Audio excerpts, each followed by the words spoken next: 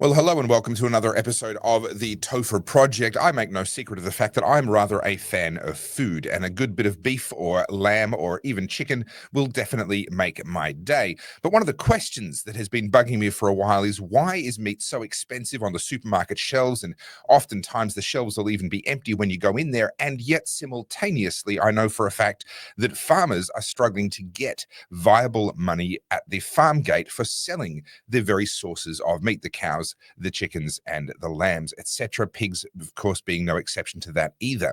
How could both of those things be true? Some people will point to that and say that it's market failure, but as best as I can tell, and as my guest will be discussing with me now, it may well be the fact that the abattoirs are killing us. My guest is Jake Wolki. Jake, welcome, and thank you so much for coming on the Topher Project. Pleasure to be here, Topher. Now, Jake, you've got skin in the game. You've got experience with this, and you are someone who, you make no secret of the fact that you're trying to find ways for smaller, more family-oriented farms with using alternative methods, things like regenerative farming, to actually be viable.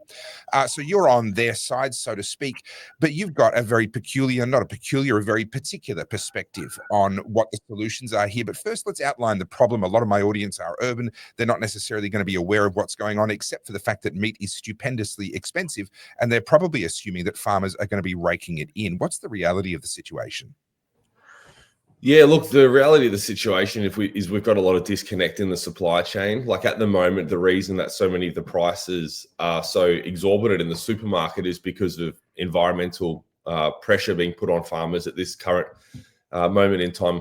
Globally, America's coming out of an enormous drought. South Australia has been absolutely crippled the last 2 years. WA is battling. So we can really just sort of take a step back and look at supply chain, supply and demand, and understand why that is. Doesn't mean the farmers are having a good time. You know, a lot of farmers don't have many animals left, are buying in a huge amount of feed to keep their animals living. I know that we're buying in a lot of hay at the moment just to keep our animals going, just keeping our fingers crossed for a more prosperous spring. And then we've also just got to come back and face the reality that most farmers in production here in Australia are price takers, not price makers. So essentially you work all year long and then you raffle off your labours. And that's a feature of agriculture across the board. They're price takers when it comes to what they buy. They have to accept whatever price it is on input, whether that be feed and hay, whether that be fertilizer, obviously for your grain growers, etc. And then they have to just simply take whatever price they're offered when they sell. But there are other bottlenecks in the supply chain as well. Bring us up to speed on what's been happening with abattoirs and why that's such a tricky space for farmers to be able to resolve. It's not something where a farmer can just go, oh, I can't access an abattoir, I'll set one up myself. Yeah, it's a long conversation. You know, when I drive from the center of Albury out to our first property, I pass 3 sites of where local community abattoirs used to practice. And today I've got to drive an hour south to access an abattoir because none of them exist anymore. The reality is that most of the big going concern abattoirs in the country that are viable are being swallowed up by multinationals, JBS and Cargill being the main players coming in and purchasing those businesses. And when they purchase them, it generally is inevitable. It's a countdown of months or years when they say no more to local service kills, which means blocking farmers from accessing the facilities that they're offering for a fee. And, you know, I guess a good faith argument would be we're not worth the time, and a bad faith argument would be they don't want the competition. Either way, the reality is the same for us. We lose that access. There are a couple. We're pretty fortunate in our area right here. We've got a great Aussie-owned abattoir in Wangaratta and one in Benalla that services my farm. But I'm a little bit of a unicorn situation here in the country. The other reality is there's a huge amount of red tape, green tape, just from development applications all the way through to meat inspector licenses, from effluent management plans to car parking plans to, you know, hazard plans to food safe, the food authority, the prime safe. You know, it's hard to start.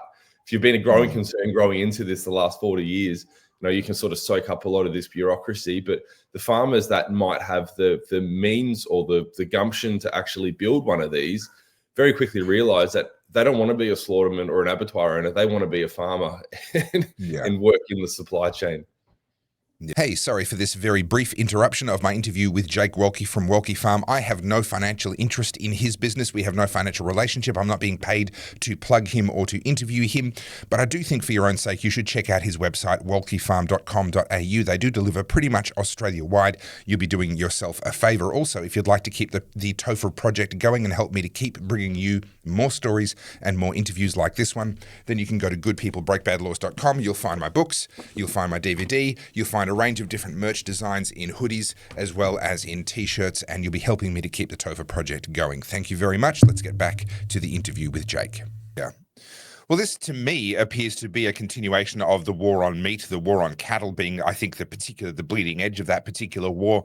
We see time and again, we've just seen another report come out, an environmental group crying foul over cattle farmers having cleared habitat in order to expand their cattle farms. And of course, there's many counter arguments to that actually many of those offset those losses in one area with gains in another and various other things. That's not a debate I want to get into, but there does seem to be this relentless drumbeat of people trying to get us to stop eating red meat, to eat manufactured meat, to eat the bugs. Do you think that that's playing into this as well, or is this an entirely separate issue?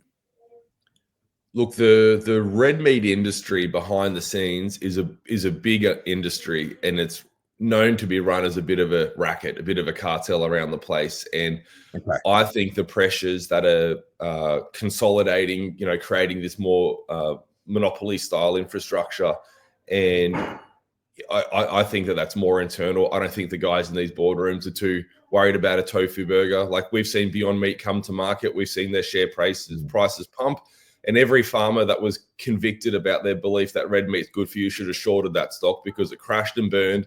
They all would have been wealthy and they all could have built their abattoirs and got on with it. So I actually think, the messaging, meat's bad for you, the environment, meat's bad for you, it's definitely still there. I really believe it. From my witnessing of it, I think it's cooled down in the last 2 years or so because, the proof's in the pudding. My business was built around supplying people who are conscientious consumers. And I've got an enormously high percentage of people that reach out to me. They call me, they email me, they go, Jake, I'm a vegetarian, or Jake, I'm a vegan, and I need to start eating meat because my health is falling apart. I can't get pregnant. I've got arthritis, whatever it is. And, so we're seeing that reckoning. And I do think that the acid, in terms of maybe social acceptance, is cooling off, but the policy behind that agriculture is bad is still very much alive.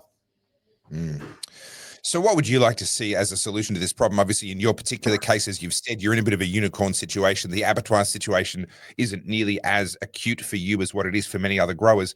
But for producers that are in areas where perhaps that's not their particular situation, what would you be hoping to see them do? What would you be hoping in terms of regulatory reform? How do we get out of this situation where smaller beef and meat producers are not viable simply because they don't have access to the market? I wish I could just hope everything better, Topher. If I could download a case of hopium, we'd all be better.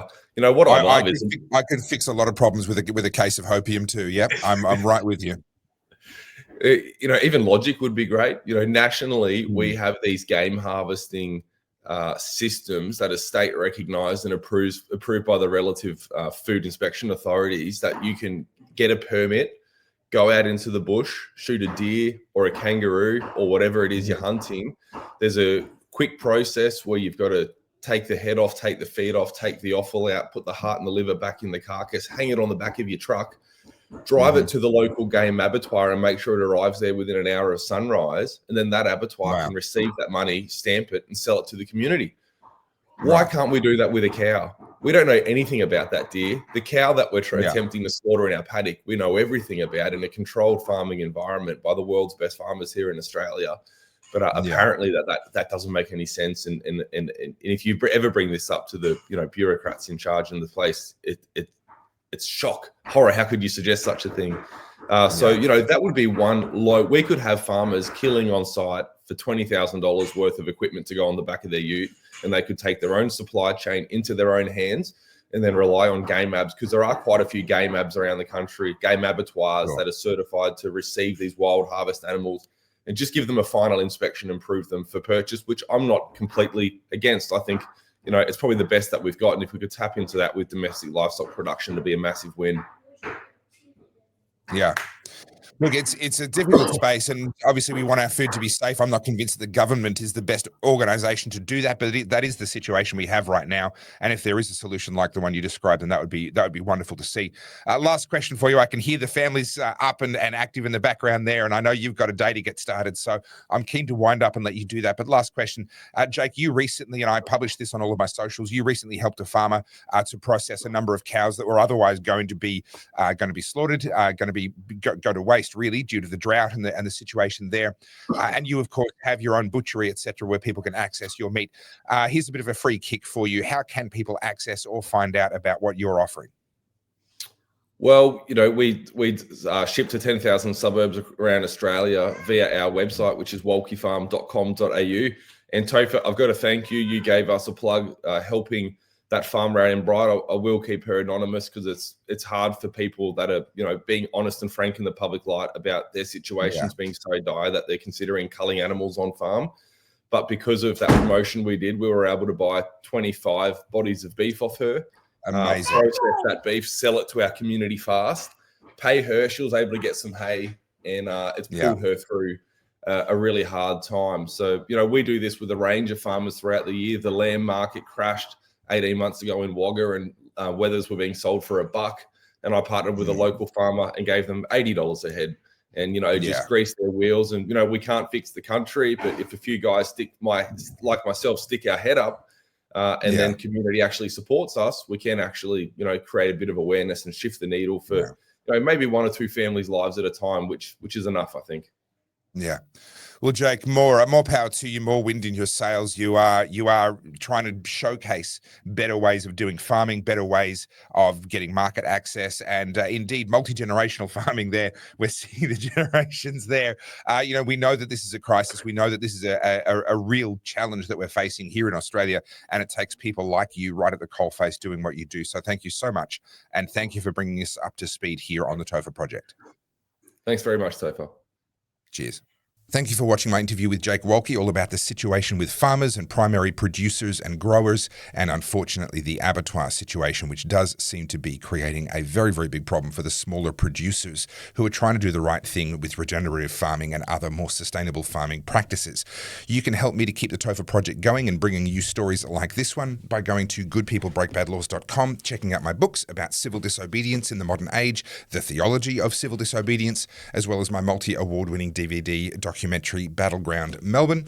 You'll also find my t-shirts, you'll find my hoodies, you'll also find my Getting Your Head in the Game Masterclass. This is something that I did last year. It's an important little 6-week course, about 12 hours of content in all, that's going to help you to think through some really important mindset issues as we face the challenges that we are facing here in Australia and indeed around the world today. Thank you so much for supporting the Topher Project. If none of those products are of interest to you, or perhaps if you've already bought them all, then you can still support me by going to topherfield.net and buying me a coffee. Thank you so much for your support. Stay free.